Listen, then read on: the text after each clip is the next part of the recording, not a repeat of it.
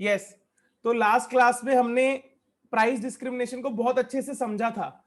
जब दो sub market के अंदर डिवाइड करता है, एक सेलर मोनोपोली का सेलर है, सिंगल सेलर है, और दोनों मार्केट्स के अंदर डिफरेंट प्राइसेस चार्ज करता है। ये मार्केट्स जो उसने डिवाइड किए हैं, मार्केट ए और मार्केट बी, मार्केट ए इस तरीके का मार्केट वो रखता है जहां पे हम देख सकते हैं कि डिमांड जो है इनइलास्टिक रहती है, इनइलास्टिक डिमांड रहती है। इसका मतलब वहां पे प्राइस को बढ़ा दो तो उससे ज्यादा इंपैक्ट नहीं आएगा। यानी ए मार्केट जहां पे इनइलास्टिक डिमांड है, वहां पे जो कंज्यूमर ग्रुप है बेटा, वो कैसा कंज्यूमर ग्रुप है?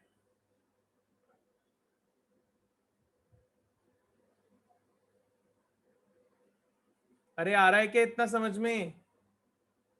ठीक है। और जो बी मार्केट है, जहां पे इलास्टिक मार्केट डिमांड है, जो मार्केट डिमांड है वो इलास्टिक है, थोड़ा सा भी अगर आप प्राइस में चेंज करोगे तो उसका डिमांड पे इंपैक्ट बहुत ज्यादा आएगा। अरे मेरे को एक बात बताओ, ये जो इनइलास्टिक और इलास्टिक वाली लर्निंग है, ये तो आपकी डिमांड चैप्टर की लर्निंग है ना बेटा? क्या ये कुछ नया मार्केट में मैंने इसमें आपसे जुड़ा हुआ कुछ बात कही अभी तक? नहीं। अब मार्केट की बात तो अब करूंगा। मार्केट की बात कब करूंगा? जब मैं इक्विलिब्रियम कंडीशंस को, जो एक मार्केट की इक्विलिब्रियम कंडीशंस होती हैं, मार्केट की इक्विलिब्रियम कंडीशंस कौन कौन सी होती हैं सर? दो कंडीशंस होती हैं। जब उनको मैं इंटीग्रेट करूंगा in order to study the equilibrium of a monopoly. मेरी बात समझ में आ रही है क्या मैं क्या बोल रहा हूं? लास्ट क्लास अगर आप ढंग से रिवाइज करके आए हो तो मेरी बात आपको पूरी समझ में आनी चाहिए बेटा। प्राइस डिस्क्रिमिनेशन का कंसेप्ट हमने लास्ट में पढ़ा था। अरे यस और नो? ठीक है। So price discrimination occurs when a producer sells a specific commodity or service to different buyers or to two or more different prices for a reason not associated with the differences in cost। अरे एक बात बताओ, क्या वो ए और B market के अंदर, मैंने आपको एक एग्जांपल दिया था शायद पेन का, अरे यस और नो? राइट।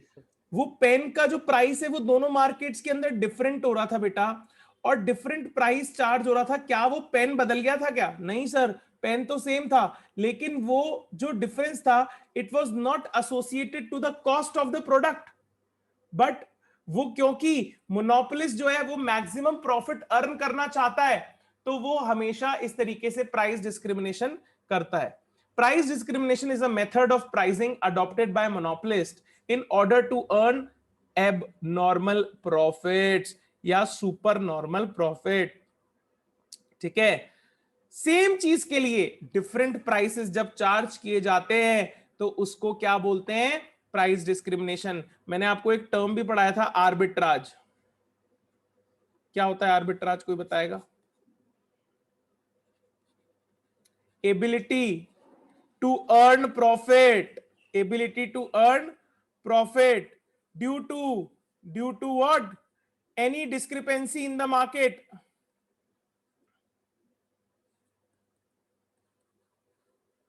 अरे यस और नो? बताया था नहीं बताया था? जिस बच्चे ने अभी भी कल की क्लास पुरानी वाली रिवाइज नहीं करी है, ठीक है, I urge you guys to please go and watch that video. Okay. Price discrimination can not persist under perfect competition. अरे परफेक्ट कंपटीशन के अंदर तो प्रोडक्ट ही कैसा है हमारा? होमोजीनियस है, right? And the seller is not a single seller, rather there are large number of sellers, okay, who are selling this homogeneous product। तो क्या उसका कोई कंट्रोल होता है प्राइस के ऊपर? No sir, no influence over price. Okay, but in monopoly because there is a single seller, he has complete control over the market। क्या? अरे यस और नो? बेटा समझ में आ रहा है यस कि सर। मैं क्या बोल रहा हूं? समझ में आ रहा है? ठीक है, आ रहा इंपॉर्टेंट है सर। टॉपिक है।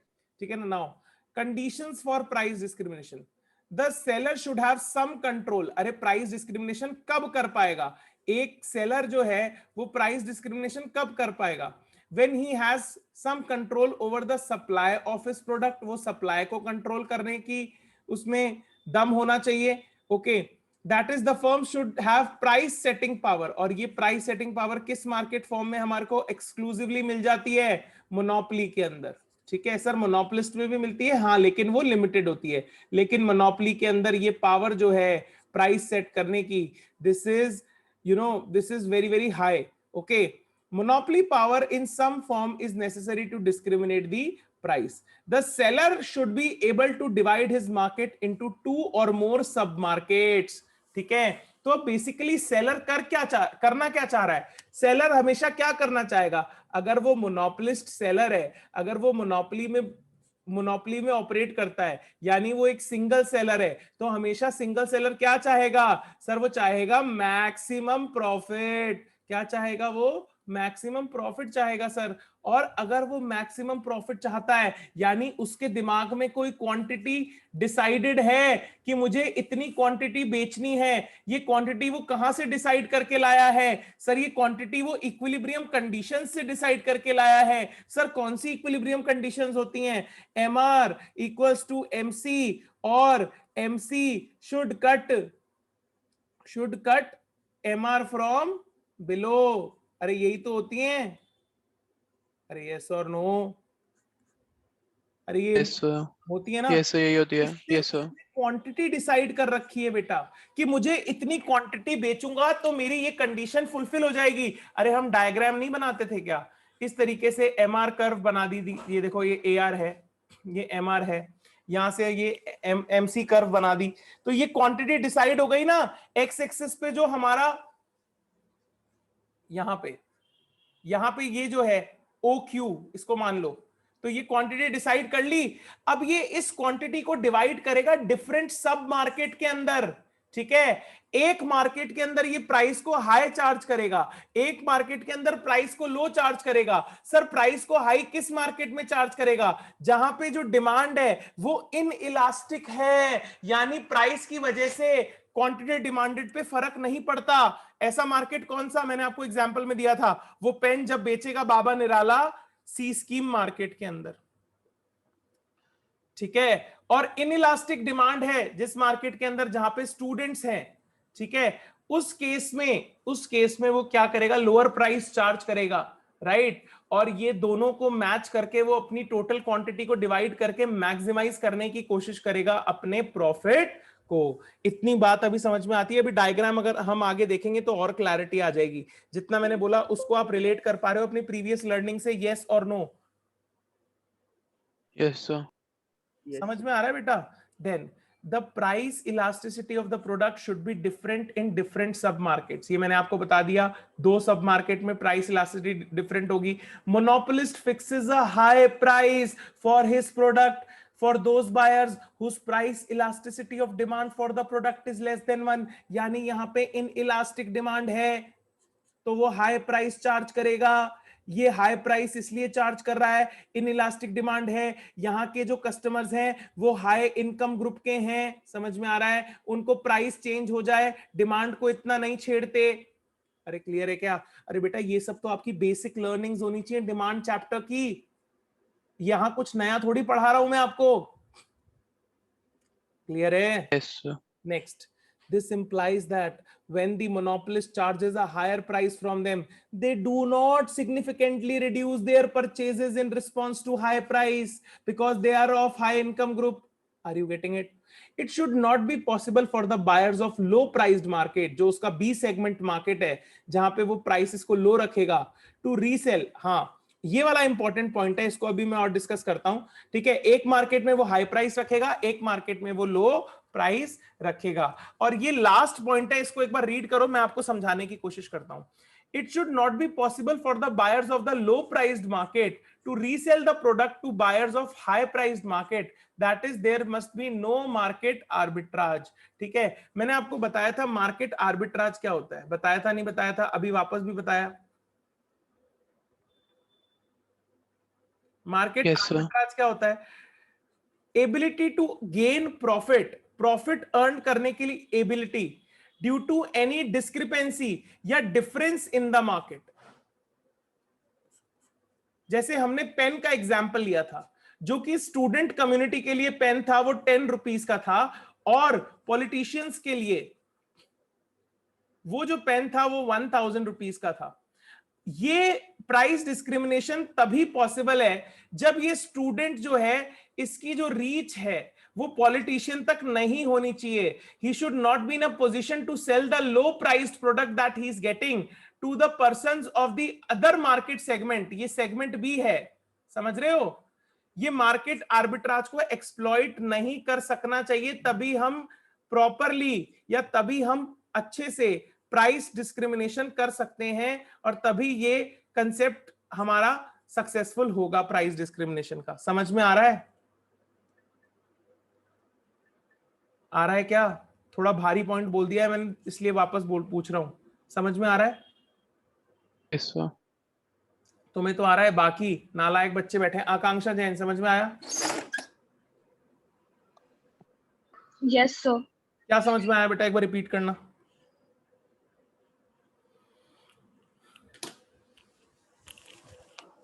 रिपीट करो बेटा. मार्केट आर्बिट्राज नहीं होना चाहिए. कैसे नहीं होना चाहिए? क्या होता है मार्केट आर्बिट्राज? बताओ क्या हुआ. समझ में आ रहा था ना आपको? तो मार्केट आर्बिट्राज वो होता है जो प्रॉफिट मैक्सिमाइज करते हैं डिस्क्रिपेंसीज की वजह से. हाँ. और प्राइस डिस्क्रिमिनेशन के लिए मार्केट आर्बिट्राज होना चाहिए, नहीं होना चाहिए? नहीं होना चाहिए. क्यों नहीं होना चाहिए बेटा?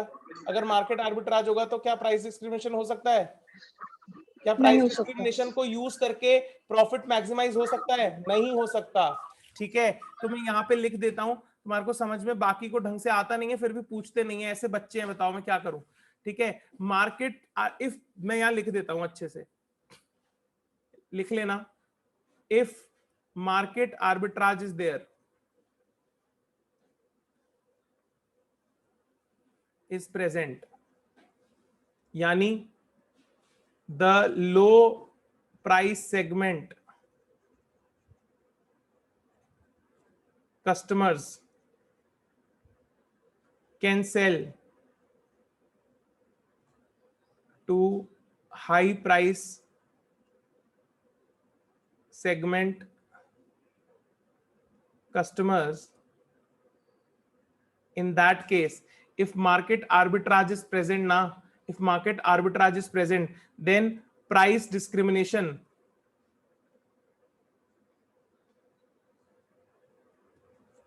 cannot be used to maximize profits. समझ में आ गया? अब क्लियर है? अरे समझ में आया क्या भैया? मेरे तो बस के बाहर है चीजें, क्योंकि इनको क्या समझ में तो आता नहीं है और ना ये पूछते हैं.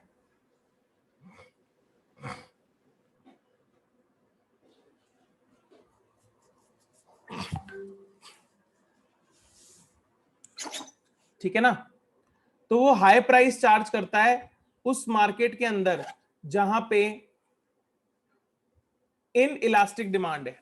इन इलास्टिक डिमांड है, ठीक है ना? या इन इलास्टिक डिमांड है, या यहां पे आप ये भी कह सकते हो हाई इनकम ग्रुप कस्टमर्स हैं. हाई इनकम ग्रुप कस्टमर्स, ठीक है. The market which is highly responsive to price changes is charged less. यानी यहां पे लो इनकम ग्रुप कस्टमर्स हैं, ठीक है. हल्का सा आप प्राइस में चेंज कर दो, वो अपनी डिमांड को बहुत ज्यादा फ्लक्चुएट कर देते हैं, ठीक है. They are highly responsive. यहां की डिमांड कैसी है सर? इलास्टिक. और दोनों को यूज करके मोनोपोलिस्ट क्या कमाना चाहता है? क्या कमाना चाहता है बेटा? अरे बोल दो भाई. Maximum profit. समझ गए बेटा? तो ये बेटा समझना बहुत जरूरी है. अब इसको एक न्यूमेरिकल एग्जांपल से भी हम लोग थोड़ा सा समझने की कोशिश करते हैं. देखो यहाँ पे न्यूमेरिकल एग्जांपल है और ये आपको इक्वेशन याद है, हमने रिलेशनशिप एस्टैब्लिश किया था मार्जिनल रेवेन्यू और एवरेज रेवेन्यू के बीच में, ठीक है. तो एवरेज रेवेन्यू आपका क्या होता है? प्राइस होता है. तो यहां पे देखो दो कंडीशंस दी हुई है. मार्केट ए की कंडीशन एक दे रखी है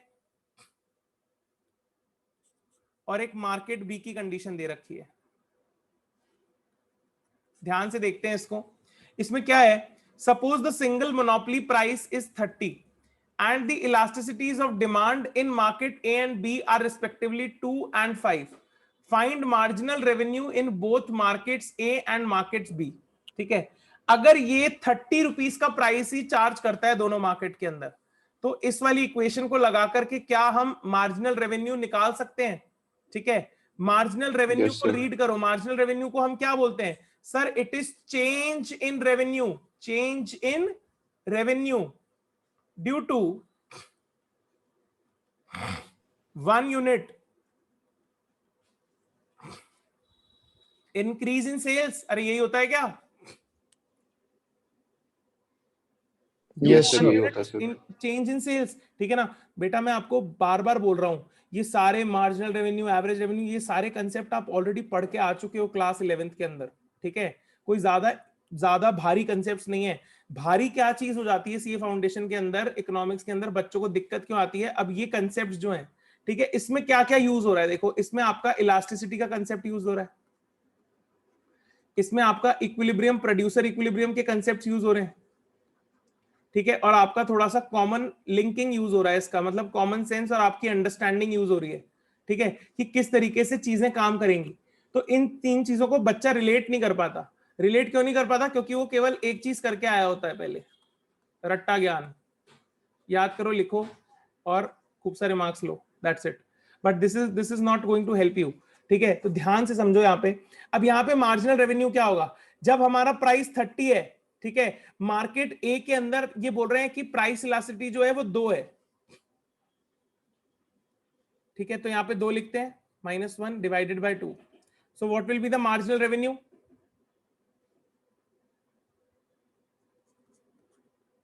ठीक है, अब मार्जिनल रेवेन्यू दूसरे मार्केट के अंदर कैलकुलेट करो, हेल्प मी. 30 इंटू यहां पे प्राइस इलास्टिसिटी ऑफ डिमांड कितना है? 5 है. यहां पे ईडी जो था वो 2 था. ये गिवन है ना? अरे यस और नो? Yes, sir, given है. 30 इंटू 4/5 24 आ गया यहाँ पे. Yes, sir, Yes, 24. समझ रहे हो मेरी बात को?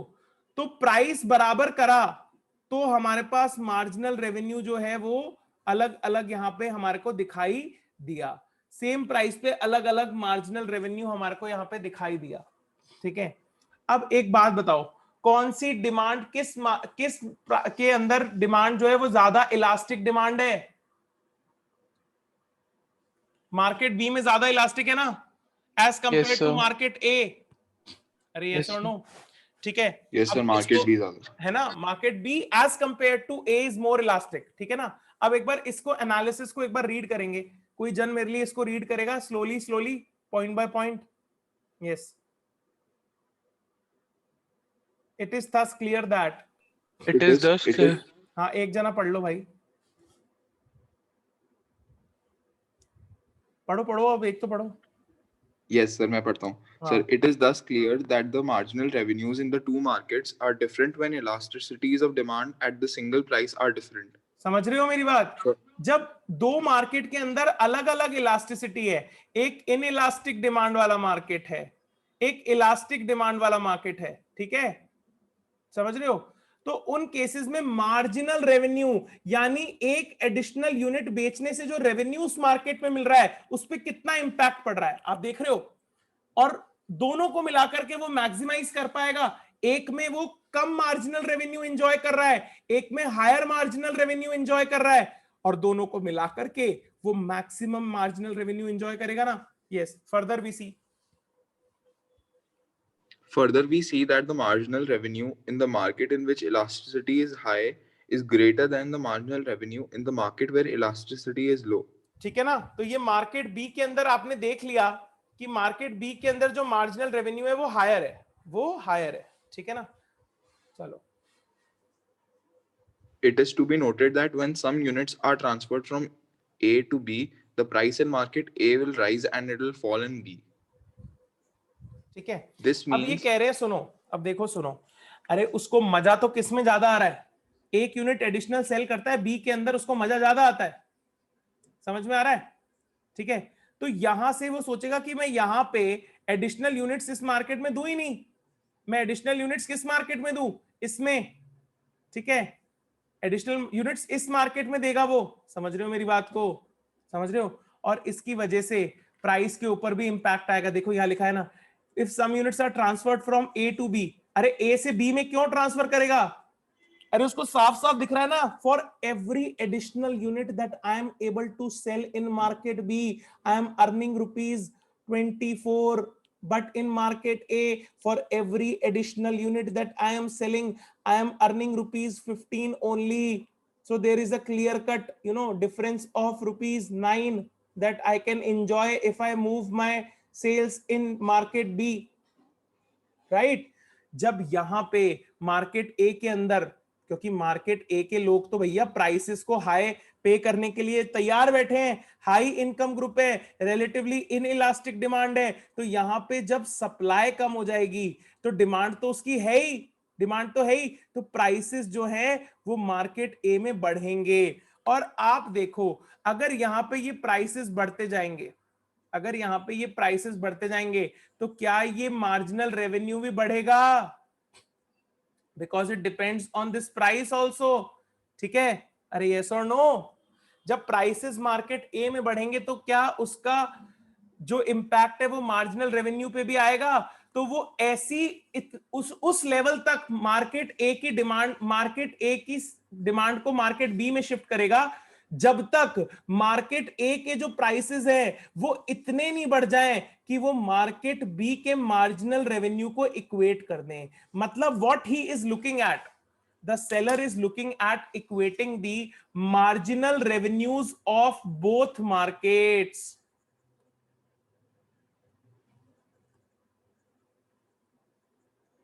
Equate the marginal revenue of both markets. आपको समझ में आ रहा है मैं क्या बोल रहा हूं? सर ये नहीं समझ आया कि सर वो मार्जिनल रेवेन्यू इक्वेट क्यों करना चाहेगा सर प्रोड्यूसर, वो मार्केट रेवेन्यू इक्वेट इसलिए करना चाहेगा बेटा क्योंकि तभी एट दैट पॉइंट ओनली जहां पे वो मार्केट रेवेन्यूज मार्जिनल रेवेन्यूज को इक्वेट करेगा तभी तो वो मैक्सिमम प्रॉफिट अर्न कर पाएगा दोनों मार्केट्स के अंदर। Are you getting it?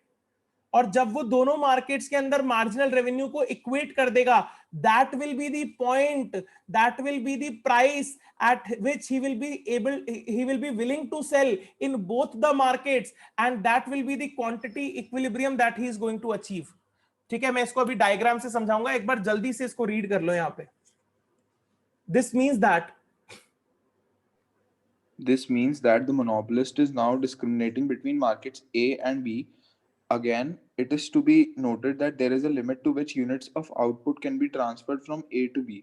ठीक है, वो लिमिट क्या है? जब ए का मार्जिनल रेवेन्यू बी के मार्जिनल रेवेन्यू के बराबर नहीं हो जाता, वो लिमिट है। समझ में आ गया? Next. Once this limit is reached, and once a point is reached when the marginal revenues in the two markets become equal as a result of transfer of output, it will no longer be profitable to shift more output from market A to market B. When this point of equality is reached, the monopolist will be charging different prices in the two markets, a higher price in market A with lower elasticity of demand and a lower price in market B with higher elasticity of demand. ठीक है, वो दोनों market के अंदर बेटा अलग अलग price charge करके भी, दोनों मार्केट के अंदर अलग अलग प्राइस चार्ज करके भी क्या कमा रहा होगा? Same marginal revenue. मतलब अब वो चाहे मार्केट ए के अंदर अपनी सप्लाई बढ़ाए, एक एडिशनल यूनिट सेल करे, या मार्केट बी के अंदर एक एडिशनल यूनिट सेल करे, उसको फर्क नहीं पड़ेगा, क्योंकि हर यूनिट पे जो उसका मार्जिनल रेवेन्यू है दोनों मार्केट्स में वो क्या आएगा बेटा? सेम आएगा। सर समझाओ एक बार, समझो, थोड़ा थोड़ा समझ में आया? अभी ज्यादा भी समझ में आएगा। ये हमने बनाया है 3 डायग्राम। यहां पे हम लेंगे मार्केट ए को, यहां हम लेंगे मार्केट बी को, और यहां हम लेंगे मार्केट ए प्लस बी, यानी टोटल। ठीक है, क्लियर है इतना? मार्केट ए जो है वहां पे कैसी डिमांड है? Inelastic. Inelastic demand है, मतलब कैसी कर्व होगी? Steeper curve. ये एआर कर्व है, ये एमआर कर्व है, ठीक है? अरे समझ में आ रहा है? ये मार्जिनल कॉस्ट कर्व है आपकी। ये आपका जो पॉइंट है यहां पे, ये क्वांटिटी 1 है ओ, ये प्राइस नहीं है, ये आपका प्राइस में इसको ए पॉइंट मार्क कर देता हूं। ये प्राइस नहीं है, प्राइस कौन सा होगा? अरे प्राइस तो एआर कर्व से होता है ना बेटा, ये P1 है। Yes sir. ठीक है ना बेटा, इतना समझ में आ गया? ये डायग्राम 1 आपका बन गया, ठीक है? जो मार्केट है, मार्केट बी जो है ये इलास्टिक डिमांड वाला मार्केट है। यहां पे प्राइस इलास्टिसिटी जो है ईडी इज लेस देन 1 और यहाँ पे ED is greater than 1। Sir लेकिन वहां तो ईडी 2 दिया हुआ था और मार्केट बी में 5 दिया हुआ था। Still try to understand the elasticity is relatively elastic in which market बेटा? बी मार्केट के अंदर, जो अभी हमने एग्जांपल न्यूमेरिकल वाला किया उसकी बात कर रहा हूं मैं। समझ में आ रहा है? अरे यस और नो बोल तो दो। Yes sir. ये एआर कर्व फ्लैटर है ये, ठीक है ना? रुको 1 मिनट।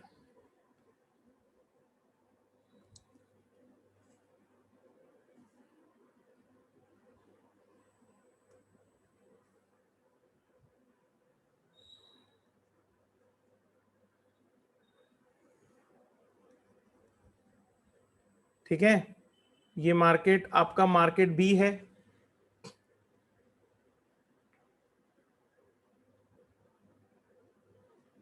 ये Q2 है आपकी, ठीक है? इस पॉइंट को मैं बी पॉइंट मार्क कर रहा हूं, यहां पे मैंने ए पॉइंट मार्क किया था, ठीक है? ध्यान से समझना बेटा इसको। और ये देखो, ये इसका ये प्राइस है, इसको मैं P2 बोल देता हूं। अब आप क्लियरली देख सकते हो OP1 जो है it is greater than OP2 क्या? Yes.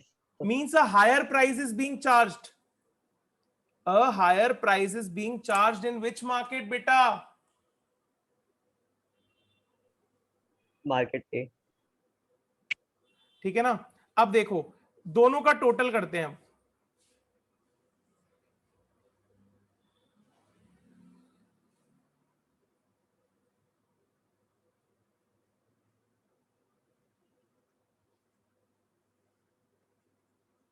ये एमआर कर्व बनाई है मैंने, एआर कर्व नहीं बनाई है, क्योंकि दोनों के अंदर ये क्वांटिटी है बेटा। ये जो क्वांटिटी है Q, OQ quantity is equal to OQ1 plus OQ2। अब आपको समझ में आया? प्राइस दोनों के अंदर वो डिफरेंट चार्ज कर रहा है, बट एक ऐसे पॉइंट पे आ रहा है जहां पे एक ऐसी क्वांटिटी जहां पे वो मैक्सिमाइज कर पा रहा है अपना एमआर को। ठीक है, दोनों मार्केट के अंदर एमआर बराबर है, देखो ना। और फिर फाइनल एमआर यहां पे अचीव किया है उसने, ओसी पॉइंट का जो एमआर है। अब समझ में आया थोड़ा सा क्लियरली? अरे यस और नो? Yes sir. अब आया बेटा समझ में कि वो मार्केट ए से मार्केट बी में क्यों शिफ्ट कर रहा था, मार्केट बी से मार्केट ए से मार्केट बी में क्यों शिफ्ट कर रहा था? वो ए से बी में शिफ्ट कर रहा था उस पॉइंट तक जब तक दोनों मार्केट्स का मार्जिनल रेवेन्यू सेम नहीं आ जाता। क्लियर है? ठीक है ना? क्लियर है क्या? ठीक है? यस सर, क्लियर है। अब मैं आपको इसका जो आपकी बुक में दिया हुआ है ना, एक बार वो वाला डायग्राम भी दिखा देता हूं। देखो यहां पे ये न्यूमेरिकल एग्जांपल दिया हुआ है तुम्हारे को, ये देखो ये रहा। कैन यू सी? यहां पे जो इंपॉर्टेंट कर्व है वो मार्जिनल रेवेन्यू कर्व ज्यादा इंपॉर्टेंट है। दोनों मार्केट के अंदर देखो ना, मार्जिनल रेवेन्यू सेम है इस पॉइंट पे, देखो ये ज्यादा इंपॉर्टेंट है। उसी पॉइंट पे MC curve is cutting. Can you see? So this is what is being explained कि भैया अगर दोनों में प्राइस सेम है तो वो उस मार्केट में शिफ्ट करेगा अपने प्रोडक्ट को जिसके अंदर मार्जिनल रेवेन्यू ज्यादा आ रहा है, यानी हर एडिशनल यूनिट को बेचने से ज्यादा मजा अचीव हो रहा है। अरे समझ में आ रहा है क्या? तो ये सब मार्केट ए, सब मार्केट बी और टोटल मार्केट आपको समझ में आ गया। मैंने जो डायग्राम बनाया वो भी आपको समझ में आना चाहिए। किसी को नहीं आया तो मेरे से पूछ लो एक दफा वापस, ठीक है। ये बहुत इंपॉर्टेंट था बेटा, इसको समझना। आई होप आपको समझ में आ गया होगा कि प्राइस डिस्क्रिमिनेशन किस तरीके से काम करता है, ठीक है ना। तो ये वाला एग्जाम्पल, ये वाला एनालिसिस और ये diagram very very very important. Clear है, ठीक है। अरे समझ में आ गया क्या? अरे यस और नो बोल दो जल्दी। Yes, sir. Yes sir. आ गया। बेटा मैं वापस पूछ रहा हूं क्योंकि ये थोड़ा सा टेक्निकल कंसेप्ट है, बस इसके अंदर यहाँ पे यही मोनोपोलिस्ट वाला इजी है, फिर ओलिगोपोली भी इजी है, बट ये थोड़ा सा टेक्निकल था इसलिए इस पे इतना एम्फेसिस कर रहा हूं मैं बार बार। क्लियर है, ठीक है। अभी बात का जो ये थ्योरी पोर्शन है ये तो इजी है, इसको अब हम कल डिस्कस करेंगे। आज के लिए इतना काफी करते हैं, ठीक है ना। पढ़ के आना एक बार, इसका रिकॉर्डिंग भी मैं वैसे आपको प्रोवाइड कर दूंगा, बट थोड़ा इंपॉर्टेंट कंसेप्ट है इसलिए बार बार रिपीट कर रहा हूँ। पुरानी क्लास जिसने नहीं देखी है वो देख लेना, नहीं तो ये समझ में नहीं बैठेगा सारा सामान जो भी आज पढ़ाया है। क्लियर है? अरे क्लियर है क्या? ठीक है बेटा, Yes, sir. समझ में आ गया ना। ये थोड़ा सा सर, टेक्निकल है। हाँ बोलो। सर आ गया समझ में। आ गया ना, चलो इसको रिवाइज कर लेना एक दफा और कल मिलते हैं हम इसी टाइम पे, राइट। तब तक के लिए सर एक दो डाउट। हाँ बोलो। सर एक तो सर मतलब सर वो एग्जामिनेशन के रिगार्डिंग था सर, ये पूछना था सर, वो फॉर्म चले तो गए थे बट सर कोई मतलब इंटीमेशन नहीं था सर आईसीआई की तरफ से कि फॉर्म एक मिनट रिसीव्ड या रुको, मैं एक बार पहले रिकॉर्डिंग स्टॉप कर दूं फिर बोलता हूँ।